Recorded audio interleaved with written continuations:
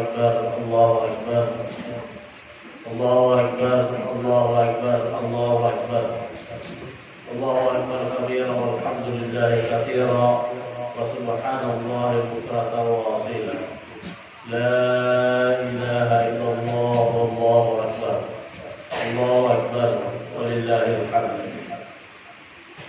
الحمد لله الحمد لله الذي أرسل رسوله بالهدى ودين الحق ليظهره على الدين كله وكفى بالله شهيدا. أشهد أن لا إله إلا الله وحده لا شريك له إياه نعبد وإياه نستعين وأشهد أن محمدا عبده ورسوله لا نبي بعده. اللهم صل على سيدنا محمد وعلى آله وأصحابه ومن تبعهم بإحسان إلى يوم الدين. أما بعد، أيها الحاضرون الكرام، اتقوا الله حق تقاته ولا تموتن إلا وأنتم مسلمون. فقد قال الله تعالى في القرآن الكريم: أعوذ بالله من الشيطان الرجيم، بسم الله الرحمن الرحيم. قل صدق الله واتبعوا ملة إبراهيم حنيفا وما كان من المشركين. وقال أيضا: إنا أعطيناك الكوثر فصل لربك وانحر إن شانئك هو الأبتر. صدق الله العظيم وصدق رسوله النبي الكريم وعلى آله وأصحابه أجمعين والحمد لله رب العالمين. Hadirin hadirat jamaah Idul Adha rahimakumullah. Alhamdulillah, segala puji dan syukur kita persembahkan hanya kepada Allah Subhanahu wa taala. Allah yang senantiasa memberikan kepada kita nikmat hidayah, taufik, inayah, sehingga alhamdulillah pada kesempatan hari raya Idul Adha ini kita dalam keadaan sehat walafiat dapat hadir bersama-sama melaksanakan ibadah salat Idul Adha di masjid kita ini. Kita bersyukur pada Allah Subhanahu wa taala. Allah memberikan kepada kita keafiatan, kesehatan yang merupakan nikmat yang amat besar. Orang yang tidak sehat akan terganggu ibadahnya. Orang yang tidak sehat terganggu kehidupannya. Maka kita bersyukur Allah Subhanahu wa taala memberikan kepada kita kesehatan sehingga kita dapat melaksanakan ibadah kita dengan baik dan sempurna. Salawat dan taslim kita kirimkan kepada junjungan kita Nabi Allah Muhammad sallallahu alaihi wasallam. Nabi yang menjadi panutan kita, Nabi yang menjadi teladan kita, Nabi yang mengajarkan kepada kita Islam, Nabi yang mengajarkan kita tentang akhlakul karimah. Maka bersalawat kepada Rasulullah sallallahu alaihi wasallam adalah merupakan sebuah doa yang mudah-mudahan insyaallah akan diterima dan menjadikan kita sebagai orang-orang yang insyaallah mendapatkan syafaat dari Rasulullah sallallahu alaihi wasallam, mendapatkan pertolongan dari Rasulullah sallallahu alaihi wasallam di hari perhitungan di yaumil qiyamah. Hadirin wal hadirat jamaah Idul Adha rahimakumullah. Sudah 2 tahun kita tidak menyaksikan jamaah haji berangkat. Sudah 2 tahun ini kita mengalami kondisi yang amat memprihatinkan. Semua menjadi susah. Ibadah kita yang tadinya bisa kita laksanakan dengan baik dan sempurna di masjid-masjid, sekarang ini kita dibatasi Ibadah haji yang tadinya kita menyaksikan saudara-saudara kita berangkat, tahun ini kita tidak pernah lagi menyaksikan. Di Padang Arafah, di tahun-tahun yang lalu terdapat jutaan lautan manusia. Ada jutaan manusia dari berbagai negara yang datang melaksanakan ibadah haji. Tetapi dalam 2 tahun ini kita hanya menyaksikan hanya 1000-an orang yang datang beribadah haji. Itu pun harus diseleksi, diperiksa dengan baik kesehatannya, ditanya betul-betul apakah dia merupakan penduduk Makkah atau bukan. Yang beribadah tahun ini hanya orang-orang yang terpilih dari sekian banyak orang-orang yang sudah mukim di Madinah, di Makkah, bermukim di Arab Saudi, dan mereka itulah yang boleh mendaftar ibadah haji. Dari semua negara tidak satu pun yang mengirim jemaahnya ke sana. Apa yang menyebabkan kondisi kita demikian? Ini disebabkan oleh adanya sebuah wabah, penyakit yang melanda dunia saat ini, yang kita sebut dengan corona, atau orang biasa menyebut COVID-19. Wabah sudah dikenal sejak zaman Rasulullah SAW. Rasulullah pernah tidak bersalaman. Rasulullah pernah menolak untuk bersalaman dengan seseorang yang terkena penyakit kusta. Kenapa? Karena penyakit itu dapat menular kepada orang lain. Bukan karena Rasulullah takut dengan penyakit kusta, tetapi Rasulullah ingin menunjukkan dan mengajarkan kepada kita umatnya bahwa menghindari sesuatu yang dapat mendatangkan musibah itu harus lebih diutamakan daripada mengambil manfaat yang ada di dalam. Dalam kaidah fikih disebutkan darul mafasid muqaddam ala jalbil masalih. Menghindari yang mudarat, menghindari yang dapat mendatangkan musibah, yang menghindari sesuatu yang dapat merusak diri kita harus diutamakan, meskipun yang akan kita lakukan itu ada manfaat seandainya kita lakukan. Maka kaidah fikih inilah yang diajarkan kepada kita oleh Rasulullah SAW. Lalu kemudian sahabatnya Umar radhiyallahu anhu, tidak ada orang yang melakukan keislamannya Khalifah Umar.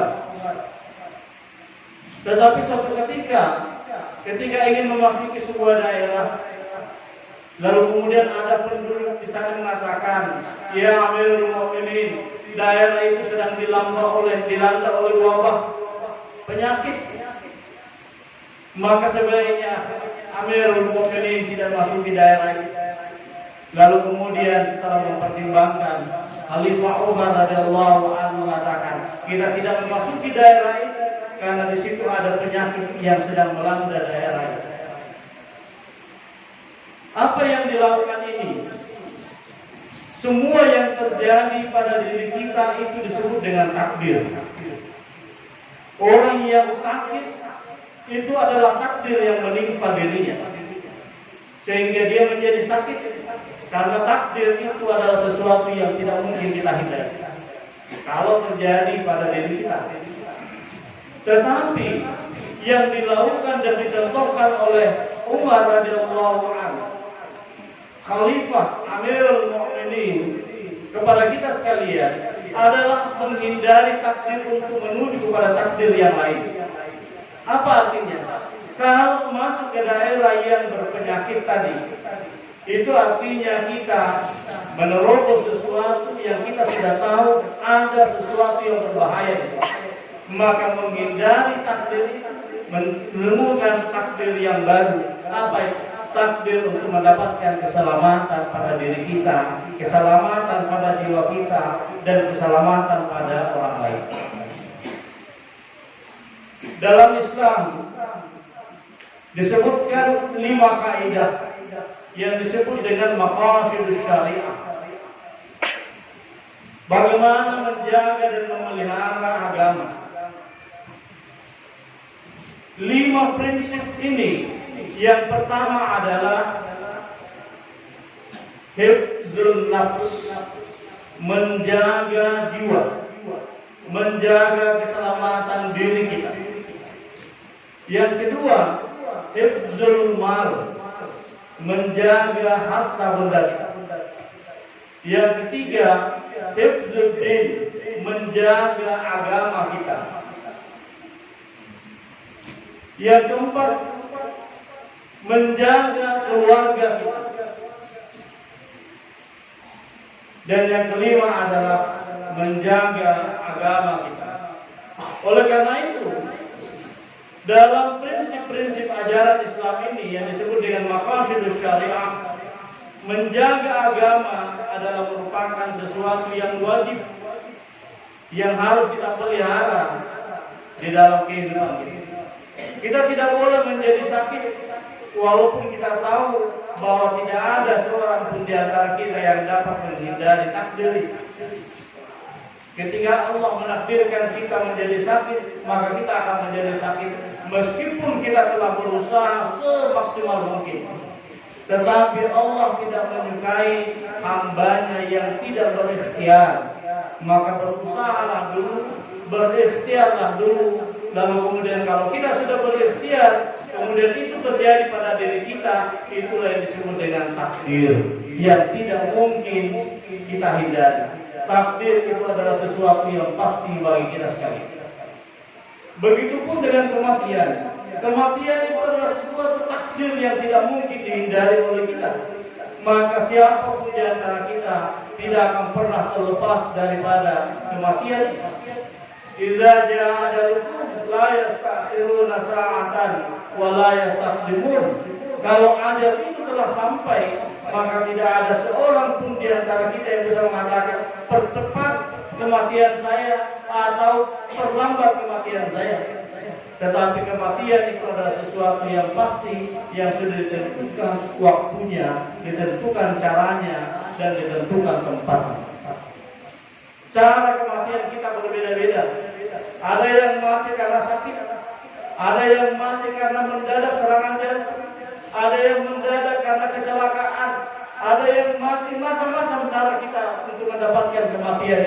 Dan itu adalah takdir yang telah ditentukan oleh Allah pada tiap-tiap hamba. Hadirin hadirat sidang jemaah Idul Adha rahimakumullah. Dengan situasi yang demikian ini,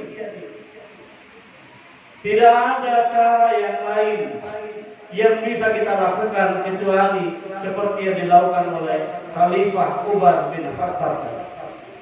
Kita menghindari takdir yang dapat merusak diri kita untuk menuju kepada takdir yang lebih baik, yakni menyelamatkan diri kita, hifzun nafs, menyelamatkan keluarga kita, menyelamatkan diri kita, menyelamatkan akal kita, menyelamatkan agama kita. Itu adalah kewajiban bagi kita sekalian. Di masyarakat kita saat ini sangat banyak sekali perbedaan-perbedaan pendapat. Ada yang mengatakan mengapa kita tidak boleh ke masjid berjamaah. Daerah-daerah yang sudah masuk asesmen 3 dan 4 atau dalam istilah kategori merah, apalagi yang sampai hitam, mereka tidak dianjurkan ke masjid. Bukan tidak boleh ke masjid, tetapi penyakit ini sangat mudah ketika kita berkerumun. Maka yang dihindari adalah jangan berkerumun, jangan banyak berkumpul-kumpul, karena di situ terjadi penularan penyakit. Tetapi alhamdulillah daerah kita di Mamuju Utara ini, di Pasangkayu ini, seluruh daerah kita masuk dalam zona hijau. Sebagian itu ada yang kuning karena masih banyak yang terpapar penyakit virus COVID-19. Tetapi kita bersyukur bahwa kita masih bisa seperti ini. Maka nikmat ini adalah nikmat yang harus kita syukuri. Nikmat yang mana dari nikmat-nikmat Allah yang kita tidak ingin syukuri? Semua yang Allah berikan pada kita adalah kenikmatan yang luar biasa. Hadirin wal hadirat sidang jamaah Haji Adha rahimahullah.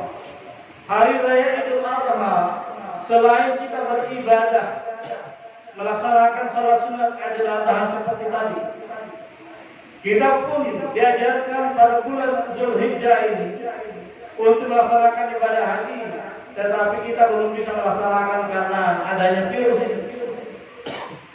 Tetapi saudara-saudara kita yang sudah berniat haji,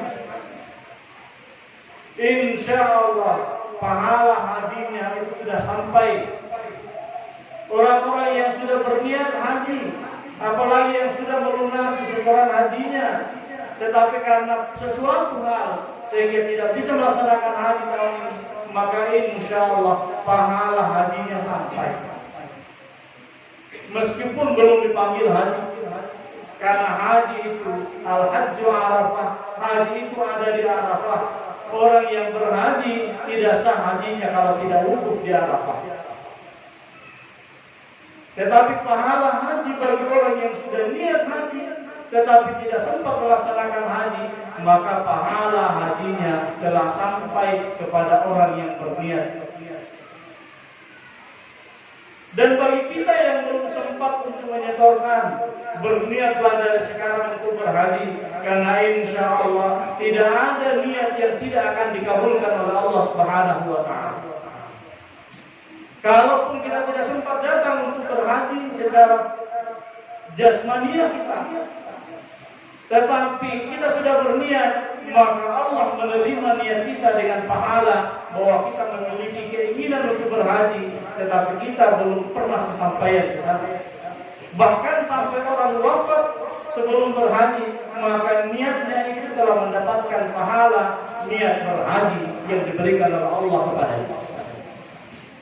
Jadi tidak ada orang yang tidak mendapatkan pahala haji, kecuali orang yang sama sekali tidak pernah berniat mau melaksanakan haji. Yang ketiga, dalam pelaksanaan hari raya Idul Adha ini, kita pun disunatkan untuk berkurban, menyembelih hewan kurban. Hewan kurban itu adalah merupakan ibadah yang merupakan millah Ibrahim alaihissalam. Telah dicontohkan oleh Nabiullah Ibrahim alaihissalam ketika dia berkata kepada putranya Ismail, "Ya bunayya, wahai anak, inni ara fil manami anni azbahuka fanzur madza tara." Qala, "Ya abati if'al ma tu'mar, satajiduni insyaallah minas sabirin."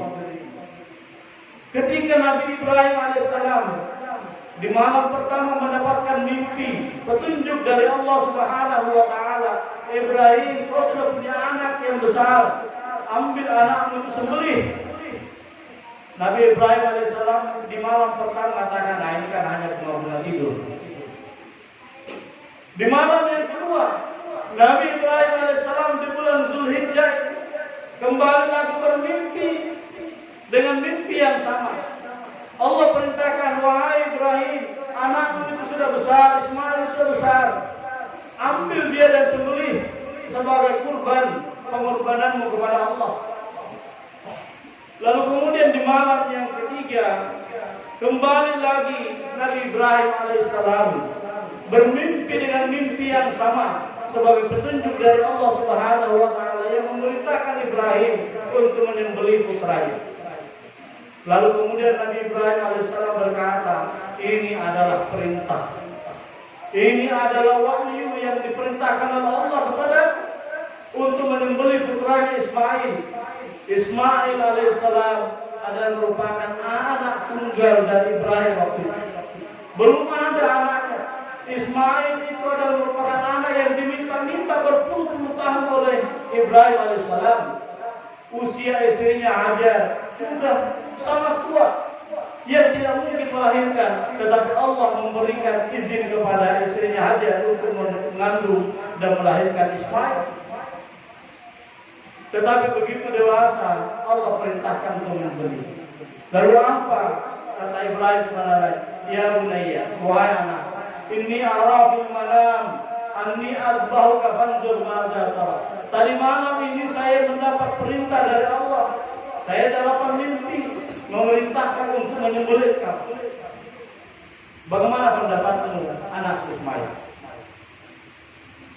Di luar dugaan Ibrahim alaihissalam, Ismail kemudian berkata kepada ayahnya, "Qal ya abati if'al ma tu'mar."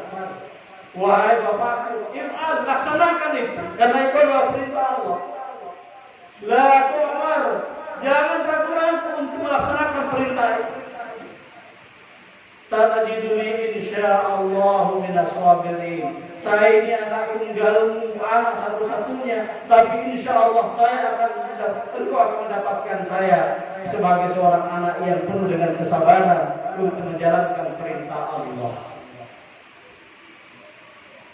Oleh karena itu kita sekalian, anak-anakku semua yang masih memiliki orang tua, teladan contoh Ismail itu sangat luar biasa. Mau disembelih, dia ikhlas. Kalau anak-anak kita sekarang sulit sekali, diminta untuk pergi sholat, masih pegang HP. Diminta untuk membantu orang tuanya, jawabannya tunggu dulu. Apa kerjanya? Kerjanya main. Padahal kalau kita melihat kepada Ismail, bukan diperintah membantu orang tuanya, tapi diminta untuk disembelih lehernya sebagai persembahan kepada Allah. Dan dia mengatakan, satajiduni insyaallah, pasti insyaallah engkau akan mendapati aku sebagai orang yang bersabar. Insyaallah minas sabirin, dari orang-orang yang bersabar. Oleh karena itu hadirin Bapak Ibu dan jamaah sekalian, mengapa pada saat kita berkurban kita diminta untuk berdoa kepada Allah? Bismillahirrahmanirrahim, Allahu Akbar, Allahumma hadhihi minka wa ilaika fataqabbal ya karim. Kita berdoa kepada Allah, Allahu Akbar, Bismillahirrahmanirrahim, Allahu Akbar, dengan nama Allah yang Maha Besar. Allahumma ya Allah, hadhihi minka, yang saya dapatkan ini rezeki saya, anak saya, kambing yang saya kurbankan, sapi yang saya kurbankan, dan seluruh harta benda saya minka ya Allah, dari Engkau ya Allah. Allahumma hadhihi minka, tidak ada yang kita miliki kecuali dari Allah. Allahumma hadhihi minka wa ilaika, dan akan saya persembahkan hanya untuk Engkau ya Allah. Maka tidak ada yang kita miliki kecuali dari Allah, dan tidak ada yang kita miliki kecuali kita akan kembalikan kepada Allah. Wa ilaika minni fataqabbal minni ya karim, maka terimalah seluruh persembahanku ya Allah. Doa yang luar biasa yang menunjukkan betapa kita orang-orang yang berkurban itu harus menjadi orang yang sungguh-sungguh ikhlas, sungguh-sungguh menyadari bahwa tidak ada yang kita miliki kecuali dari Allah, dan tidak ada yang kita miliki kecuali akan kita persembahkan kembali hanya kepada Allah. Mudah-mudahan insyaallah kita semua yang berkorban ini akan dapat merasakan kebersamaan saudara-saudara kita yang tidak berkorban pun ikut merasakan dengan hewan kurban yang kita miliki. Mari kita bersama membagi kebersamaan kita, saling menjaga dan memelihara satu sama lain, karena kita adalah orang yang bersaudara yang dipersatukan dengan akidah Islamiyah. Demikian hadirin wa hadirat rahimakumullah. Mudah-mudahan insyaallah khutbah singkat ini dapat bermanfaat untuk kita sekalian. Barakallahu li wa lakum fil Qur'anil azim wa nafa'ani wa iyyakum bima fihi minal ayati wa dzikril hakim wa taqabbal minni wa minkum tilawatahu innahu was-sami'ul 'alim.